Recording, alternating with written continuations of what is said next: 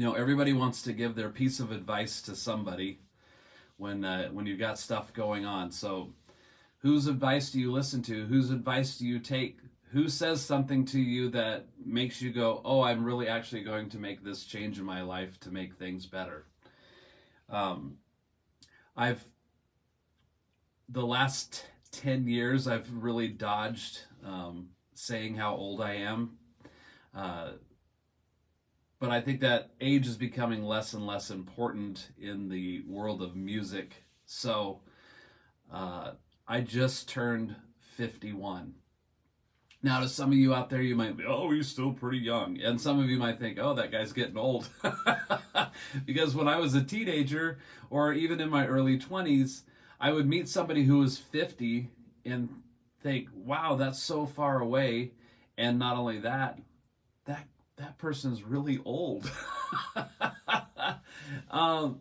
And I don't think that I look that old for being 51. I see my buddy Jared is here, and Jared looks amazing. He's in great shape, and he's a little bit older than I am. And so when I look at Jared, I don't think, look at that old guy.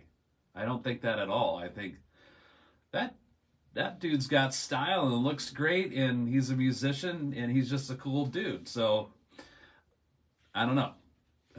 Maybe having a bald head helps. But Jared's in shape. So, I was talking with my buddy Matt Pouzon a few weeks ago when, maybe it's a little bit longer than a few weeks ago, but we were talking about being 50 and that, statistically we have more life behind us than we have ahead of us. And that's just kind of a weird thought on mortality, and thinking about, wow, maybe if we made these changes in our life as we get older, that process won't be such a big deal. My grandpa Fisher lived to be 97, and it wasn't until he was about 95-ish that he stopped driving and started having trouble getting around. And so, yeah, Jared, definitely. Yeah, they can't see the color of your hair, right? And you have a good melon. So that helps. Some people don't have a very nice head. When you see a bald, you're kind of like, ooh. They make wigs.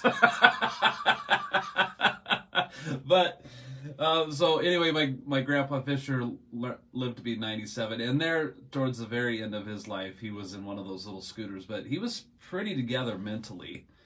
And then my great grandpa Fisher lived to be 104. And so maybe on the Fisher side of the family, there's a little bit of some genetic benefits possibly to longevity, because all of the Fisher men have had really long lives and getting right up to near 100 years old. So I don't know. Sometimes I think I don't want to live to be 100. But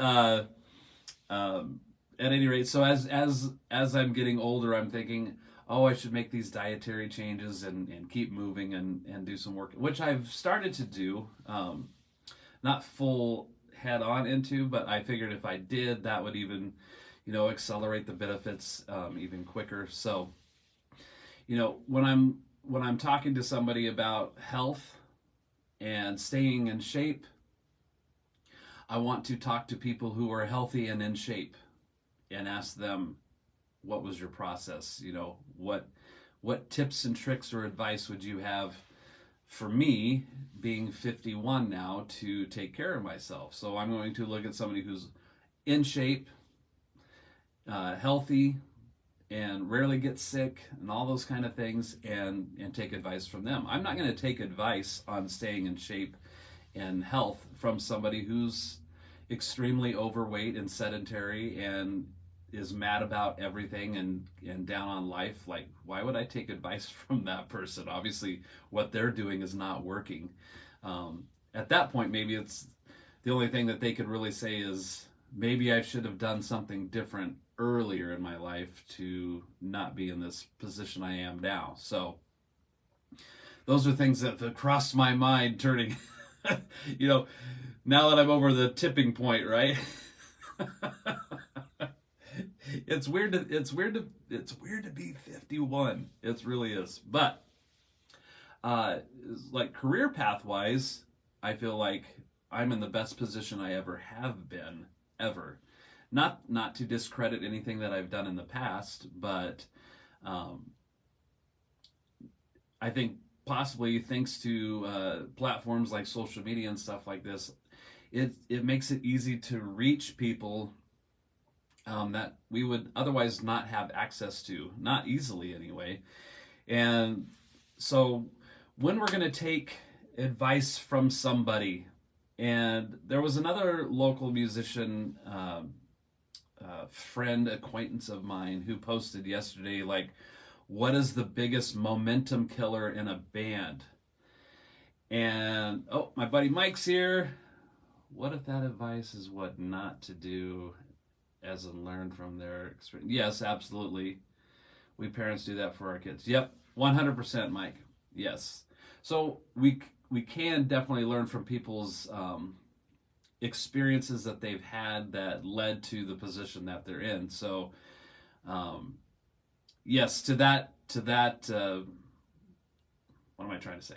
From that vantage or viewpoint, you're 100% correct. So, yes, you can take advice from somebody who made mistakes, and they can offer, hey, you can circumvent this stuff by going around these landmines, if you will, on you know, where'd my words go? Where are they? Yes. So yeah, 100%. You know, because just like Mike said, like when we were kids growing up, and Mike is a guy that I grew up with, going to school through high school and all of those kind of things. And so we have those experiences. And then when we become parents, we want to tell our kids, you know, you should do well in school. Or, you know, you should save some money. And, you know, we know the shortcuts, right? Even though maybe we didn't take them, but we can provide that information to them. So yes, to Mike's point, yes, you were correct.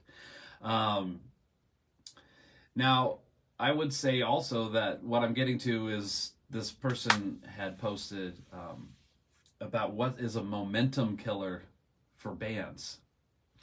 And so if you want to talk about advice in the music realm, there's people who are in music, and then there's people who are also in the music business. And it's a hard thing to separate because as musicians, artists, I'm doing quotes, but you can't see them, artists, there's a lot of emotion involved in music, in writing music and performing music and recording music, and there's a lot of emotion. It's a very emotional thing, as it should be, because music dives deep into our souls, and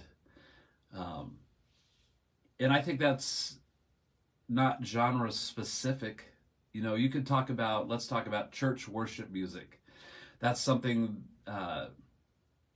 from a genre perspective and lyrical perspective where we're connecting our souls to God through music. And so that's where worship music happens. And then you could talk about metal bands. Like, I'll use Judas Priest, for example, since Jared's hanging here. And, you know, you can take metal music and that still has an emotional connection to our soul and what we're doing. So being a musician and an artist, there's a lot of emotion involved. And that tends to infiltrate the business side of music. So those two worlds have to try to be separate. So when, for example, for me in my career, I talk about money every single day. Whether I'm teaching drum lessons, maybe I'm talking on the phone or emailing or texting somebody who wants to hire me to record drums for their song. I have a rate for that. And I'm very specific with those numbers. I've already worked them out prior to those conversations. I have those conversations all the time, and the benefit of those, having that information ready, is that I don't have to go, well, maybe, possibly, if, I want to give the good guy rate or whatever. I just have my rate because I have to pay my mortgage. I have to provide for my family. I have to make sure that my kids have food, all of those things, pay my electric bill. Everybody has bills, and we all need an income from something. So mine just happens to be music. So because I'm a full-time musician, that means all my income comes from music. And so I've got to be really diligent in my finances with that. And I can't let the emotion of music eclipse the fact that I'm in business. And so going back to the momentum killer of bands, sometimes the music business side of it kills the band because not everybody's on the same page with the financial aspect or commitments to that. And I spent years playing with my band and others where we all come out of pocket and we go on a road trip for a weekend warrior of things, or even a week of shows, and we're all putting money into this thing and there's no money coming back out of it.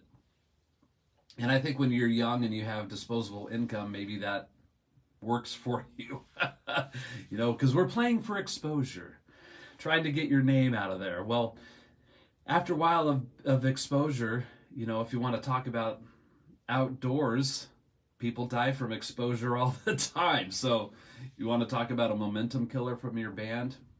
Exposure is one of those ways to kill the momentum of your band, where you're doing everything for nothing.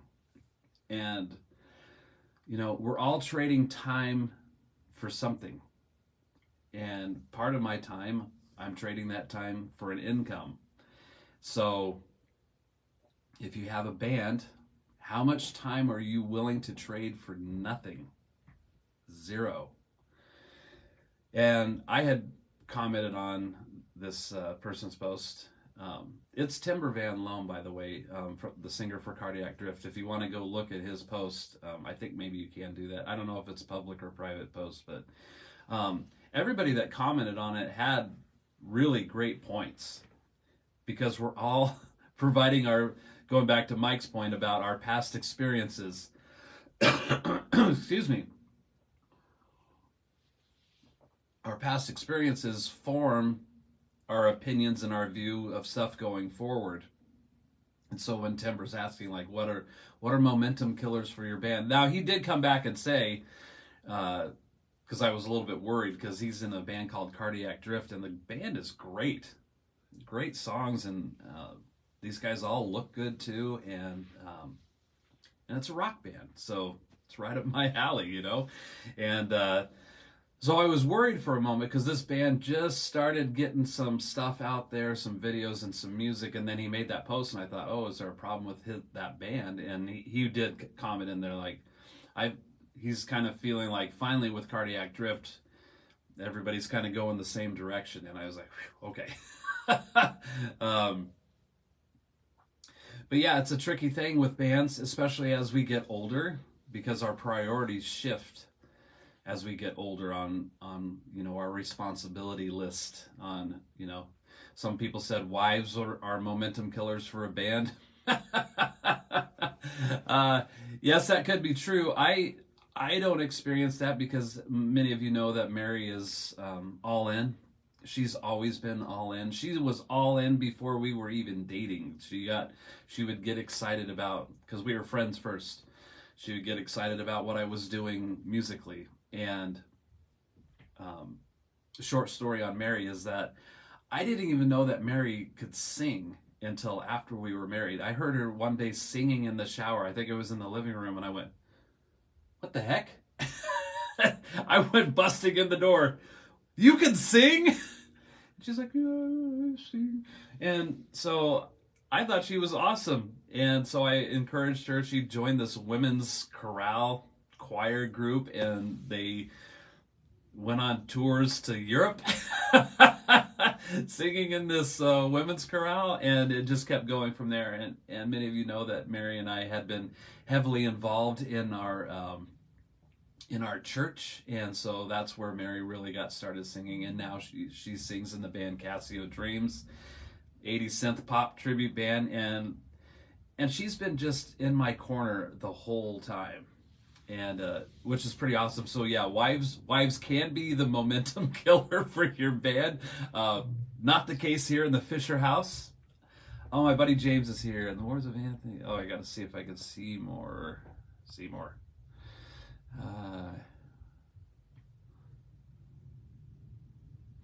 James says, in the words of Anthony Robbins. Do you mean Tony Robbins? Maybe it's the same person. I don't. If you want to be successful, find someone who's successful in what you want to do. That is what they do. Yes, 100%. James is right. And so coming back to momentum killers for bands, wives, children, bills, your work commitments, all of those things absorb our time. And I'm not saying that they shouldn't, but when you're in a band, especially as we get older, it becomes difficult for some to even schedule a regular rehearsal plan. For Midline, for example, we rehearse every Monday night. That's what works out for all of us. And so that was a commitment that we made. And then with Cliff Miller, we typically rehearse every Wednesday. So for me personally, being a full-time musician, I can make that happen, especially because rehearsals happen here at my house. I don't have to travel anywhere. If I did have to travel anywhere, which I've done in the past, is that's a momentum killer for drummers. If they have to pack up gear once or twice a week, drive across town, set it up, have rehearsal, tear it down, load it up, take it back, put it back in, whatever your situation is. Here, my drum kit's already set up. It's always set up. It's always got microphones on it. So if we're practicing and rehearsing and we come up with an idea, we can hit record, which is an awesome thing. And it just didn't like fall out of the sky, this situation. This was years of development and evolution of the studio, if you will, because this room just started out as a place for me to practice, and then I started having band practices here, and as I had band practice here, it got much louder because we had live amps in the room at the time, and then this room is only 12 by 12, so it's relatively small for 4 or 5 people to be in making music all at once. So then the soundproofing treatments and reflection and all the acoustical treatments in here developed as a result of calming that down, and then led to in-ear monitors and now being able to record. So this has been years of in the works. So I guess my situation is unique, but it didn't just happen overnight. Is what I'm getting at. So but yeah, these people weighing in on momentum killers, a lot of it had to do with finances. Like, it costs to be in the band, so you're driving across town for rehearsals and back, and you got to put gas in your car at $4 a gallon now, which is insane. And just getting everybody in your band to have a commitment to an overall goal, that's really, really important. And figuring that out early in the process makes things easier too, because then you can see if it's going to work out having this person in your band or not. So for me, if people message me and say, hey, do you want to jam? The answer is typically no, because I don't have room in my life for another what if situation. Now, there are bands in town that might message me and say, hey, can you fill in for a night or whatever? That's different than just getting together with somebody to jam just for the sake of jamming. Now, if I was younger, in my teens or early 20s, I would be all into that because you're wanting to meet different musicians and you're still figuring out how to play your instrument and all of those things. I know most people that I see that are on here that are watching, most of you are in the professional realm of music to some degree and are probably relatively close in age to me as well. And so you guys all know how to play your instrument and you guys have an idea in mind and a purpose for your band. And so it's go time. But when I see other bands that have just kind of circled around and not had anything established for very long, and they've been disappointed through the process over and over and over again, their thought process might be more along the lines of, this is impossible to do. And for them, that is the case because they just lacked getting together with the right people, or maybe they were the person. Like if you see somebody that's in a band and then the next week they're in another band and the next week they're in another band and 6 months later they're in another band and then a year later they're in another, like everything that they are involved with falls apart, the problem might be them.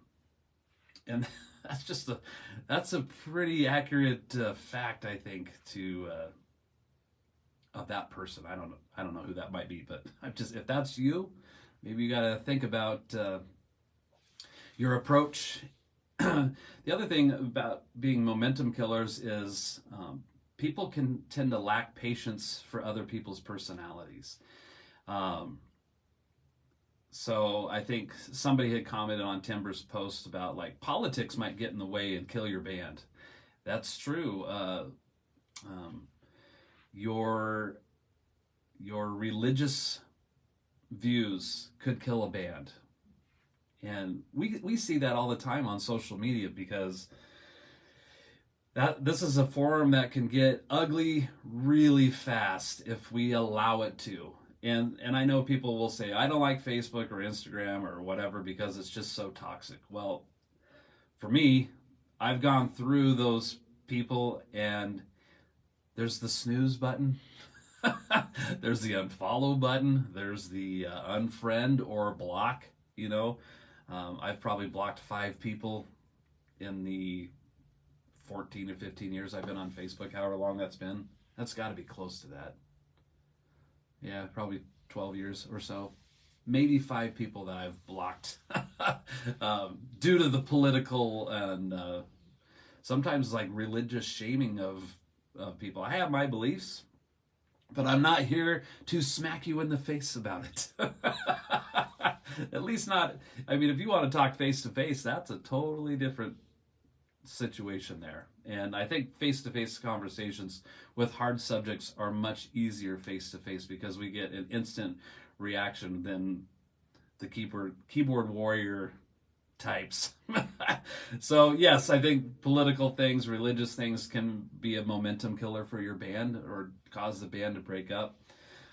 There are countless things involved. And so when I had commented on Timber's post, I said I have a lot of opinions on these things, but 2 different worlds. One is the purpose of the band. If you guys want to get together and write songs or play covers or whatever and play out occasionally for fun, that is way different than people are putting a band together and having the make it mindset, making it for myself and even James, who's here, a couple other people. Like, we grew up in an era where making it meant that you would get a major record label deal. You'd get a few $1 million advance or whatever that is, and you would go on tour and you would sell physical copies of music and all of those things. So I'm kind of from that school, I guess, if you will. The other thing is that the music business is constantly changing and evolving, and it's not what it used to be. And so some of us who are a little bit older might be jaded or have a chip on our shoulder in those regards, because it's not the way that it used to be. So because it's not the way that it used to be, you just have to adapt to the new way of how things are working. And social media is a tool, and it's an important tool for those people to get that exposure, and then being able to be paid to play live.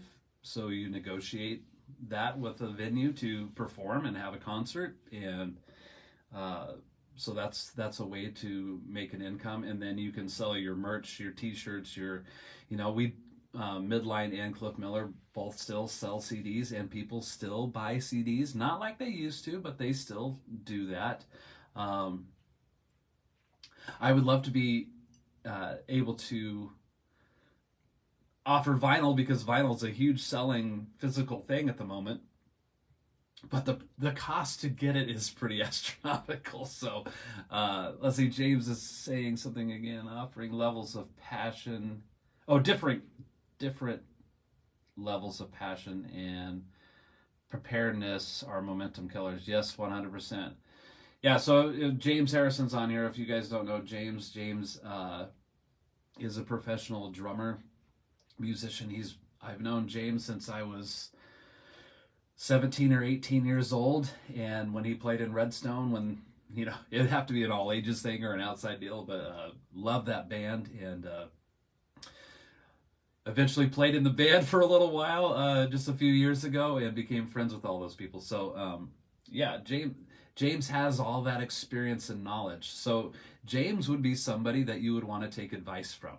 And not only that from a music business perspective, but from a gear perspective. Like, James is very, very knowledgeable in drums and the different manufacturers of drums and cymbals and hardware and sticks and all of those kind of things. So James is one of those guys that is really into that way more than I am. For me, I found something that worked and just stuck with it. James has been one of those guys that has had an opportunity to experiment with just about anything and everything, and is super knowledgeable about that. So James Harrison is somebody that I would take advice from, because I trust him. So there's a big important word, trust. Like, who do you trust that this information is coming from? So, yes, I trust James, and James and I have awesome conversations. When James is in town, we'll hang out for a few hours and just go over stuff. And James has really supported me too, which that's, in my world, a big deal, because I've always valued James as a professional and as a friend. And so when I get kudos from James Harrison, it makes my day. Oh, wipe my eyes. So yeah, and I see some of my students are on here too. The funny thing about teaching drum lessons is that, yes, the main focus is learning to play this instrument and wanting to play it well, and knowing rhythm and timing and all of those kind of things, and different styles of music. And I also have experience in teaching marching percussion, so some of that happens here as well. All of that's important, but life comes along and smacks us in the face sometimes, and my students are not immune from that. So I've had students walk in with some kind of a problem, and it might not be music related whatsoever, but they're seeking advice. And if I have experience or knowledge in that area that they're seeking advice, I happily share it. That happens probably more with my adult students, because maybe it's a work-related thing. Sometimes it's a relational thing. I have students that also, they're auditioning for bands, like local bands. They're going to go audition. They have... They want advice on how to approach those things. I have students at high schools and junior highs who are auditioning for jazz band or for marching band, and they want it. It's not really about the drumming, it's about the mental process that we go through. So I've got 40 students who I'm teaching, and occasionally giving advice too. It's almost like the bartender has a set of drums. Not really, but one thing that I did see somebody say in this post about what a momentum killer is somebody said selling out. I busted out laughing when I read that comment because, first of all, I don't know who this person was, but I kind of looked really. They're not a professional musician. I don't think they. I'm not even sure how involved they are, even from just a recreational musician standpoint. But they said selling out, so I thought, does this person really have the experience and knowledge to say that selling out is a momentum killer for a band?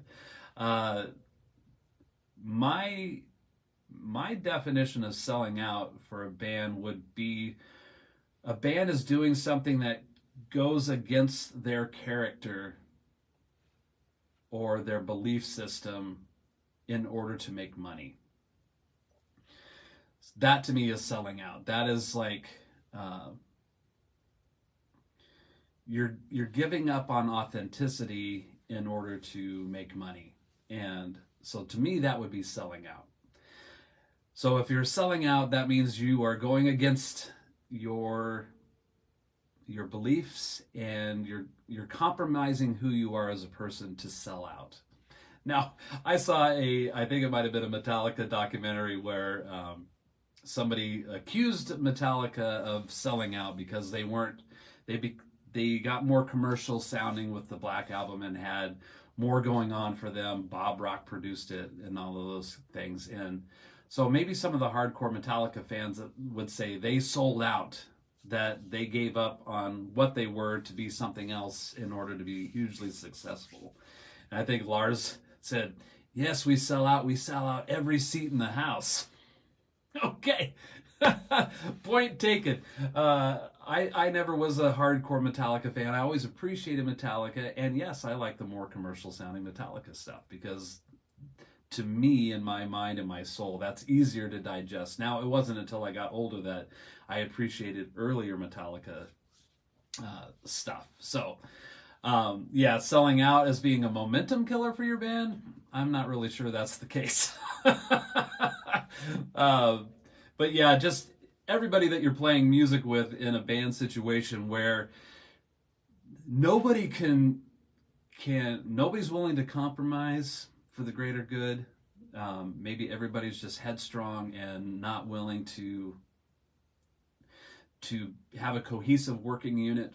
That is a momentum killer for your band, because like I said earlier, I think it's important to figure these things out really quick within the first few rehearsals, because if this goes on for months or years, with everybody just this tension, you're never going to get where you want to go with your band. So I would say in response to Timber's post is that figuring out what the goal of the band is, and of course that goal can also shift and evolve as things start developing for the band. You might think, I'm going here, and then you reach that point, and then that goal might develop and change a little bit in order to continue moving forward.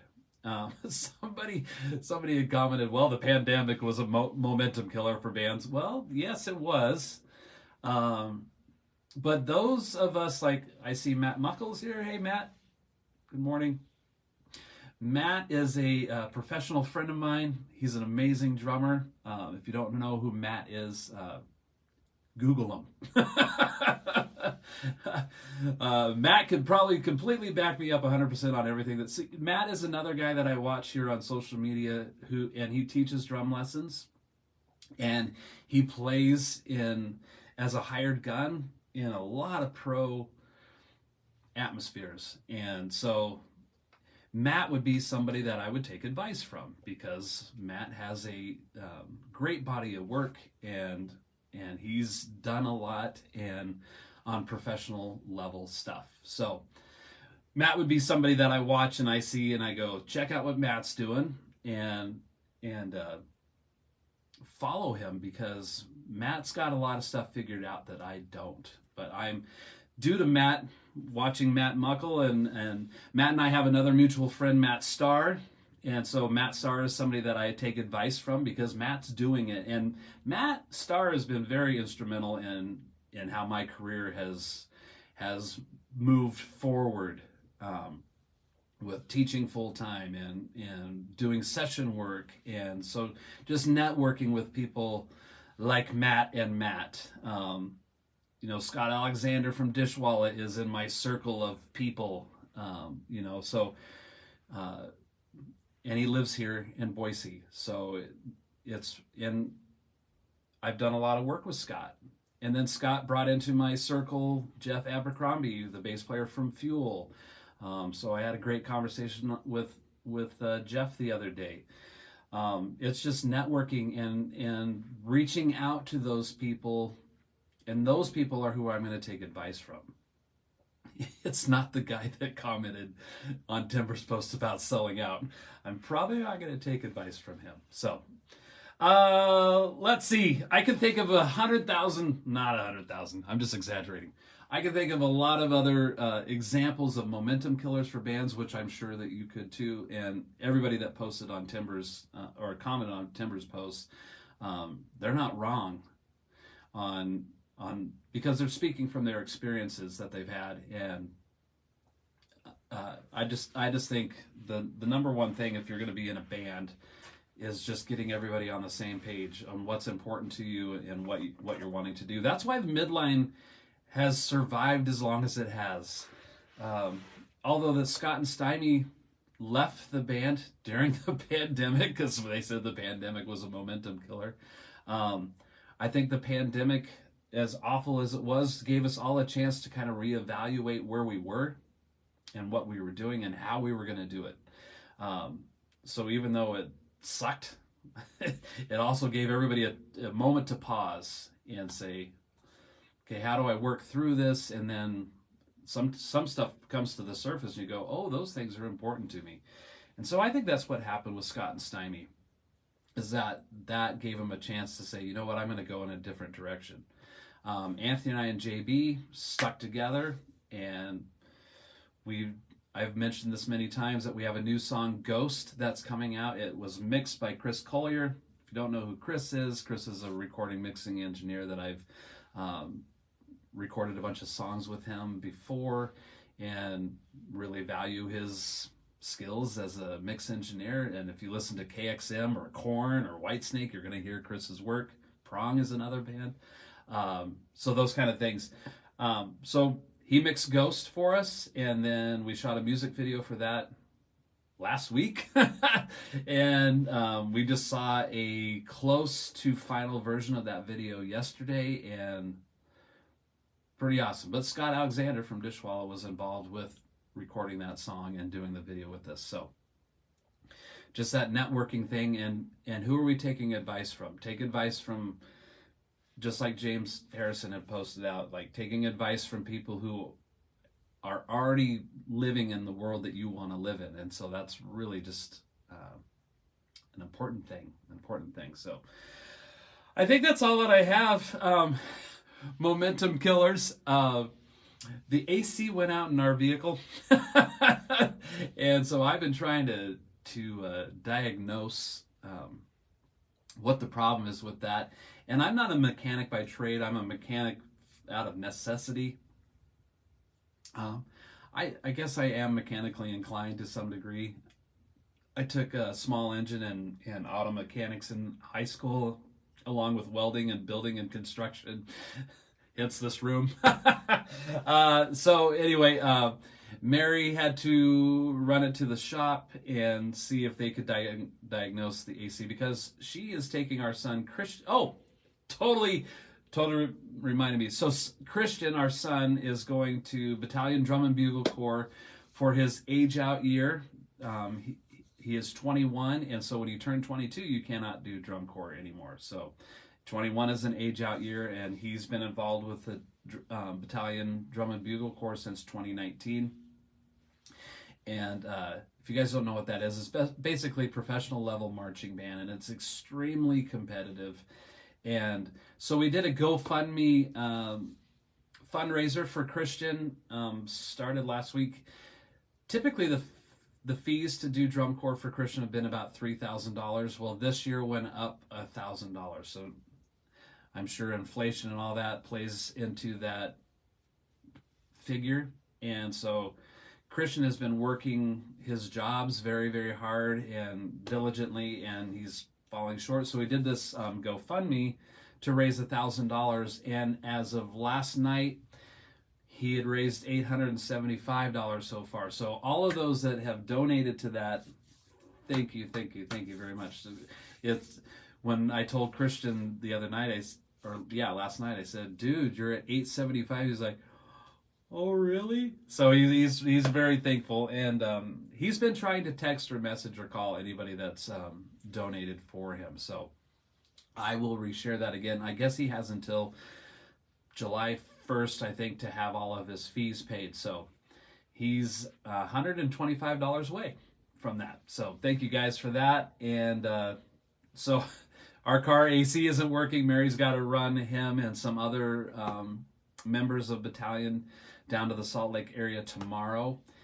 And man, driving through the desert, it gets brutally hot. So we want that AC working. So I'm going to wrap this up and check in with the Mrs. F and see what the story is. All right, you guys have an awesome, awesome day. Thanks for joining in. And if you're checking this on the flip-flop, leave me a comment. Join the conversation. Good, bad, or otherwise. We'll check in with you later. All right. See ya.